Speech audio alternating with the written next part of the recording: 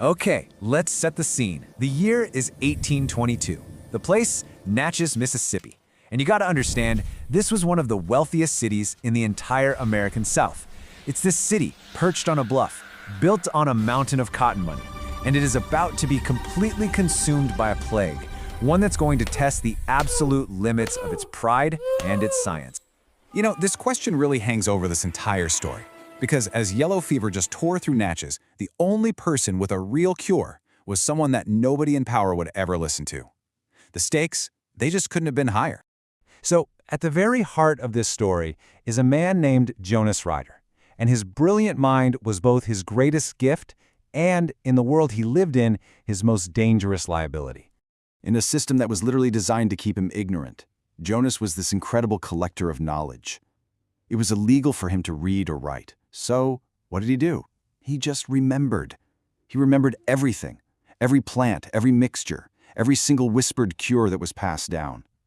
His mind was basically a library in a world that had outlawed his literacy.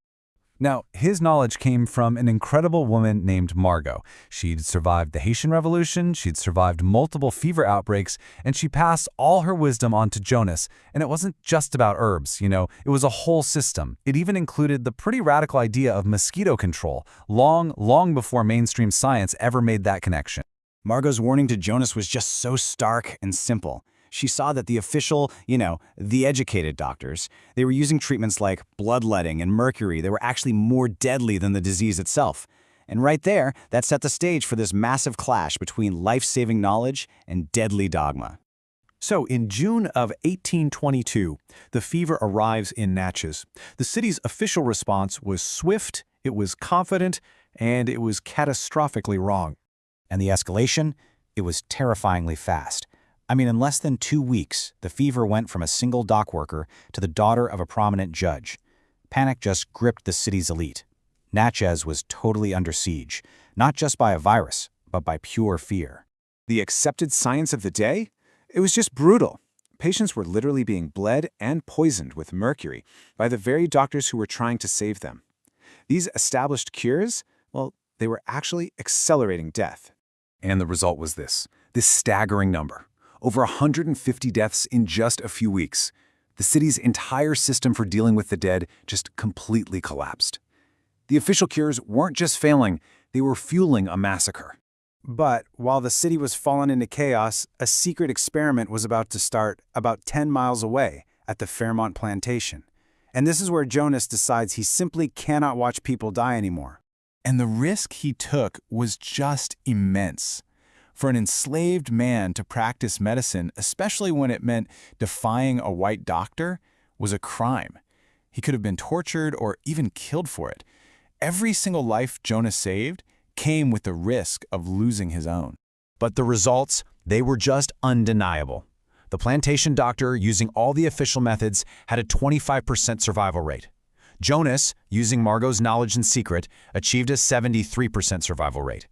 The evidence was overwhelming, even if it had to stay hidden. Of course, this kind of incredible success couldn't stay a secret for long. As the death toll back in Natchez just kept climbing, desperation forced a plea that would drag Jonas and his cure right out into the open. The real turning point came from this act of incredible courage, and not just from Jonas, but from a woman named Ruth. She risked a severe beating by walking 10 miles in the dead of night just to find Jonas and beg him for help. Her desperate journey forced him to make a truly impossible choice. Seriously, think about that choice for a second. What would you do? He held the knowledge to save hundreds of people, but using it meant risking his own life. It was a decision between his own survival and the lives of countless strangers. Jonas chose to act, and that decision led directly to this, a dramatic showdown where his life-saving work was literally put on trial by the city's most powerful and most educated men. So here's the argument from the establishment, led by a Dr. Howell. See, it wasn't about results for them, it was about authority. It was about professional pride and maintaining the social order. They actually framed Jonas's success not as a breakthrough, but as a dangerous threat to their control. But then came this powerful counter-argument from a woman named Mrs. Pritchard. She was a woman of high social standing, and Jonas had saved her own servant. She just cut right through all the prejudice and focused on the one thing they couldn't deny: the numbers. She presented the irrefutable evidence of lives saved. And this was the outcome, a 5-4 vote. I mean, it was that close. By the absolute slimmest possible margin, the city council chose results over prejudice. And that single vote, that one single vote, saved hundreds of lives. Well, that vote immediately created a huge divide. You had the old guard, right, guys like Dr. Howell, just clinging to their authority even when it was failing. And then you had Dr. Fletcher, who was willing to set his pride aside to learn the truth and actually, save his patients. So what happened after the fever finally passed? What's the legacy of a man who saved a city that pretty much refused to even see him as a man? Well, based on the dramatic change in death rates after he was allowed to help, it's estimated that Jonas Reiter, an enslaved man who was forbidden to read or write, saved somewhere between 250 and 300 people. It's just an incredible impact. And yet, if you go look for his name in the official city records, you won't find it. His story, like the stories of so many others, was just systematically erased. It's a really powerful reminder that just because those in power didn't write it down, doesn't mean it didn't happen. At the end of the day, Jonas's story from 1822 forces us to ask some really tough questions that are still so relevant today. Who gets to be the expert? Whose knowledge do we decide to value?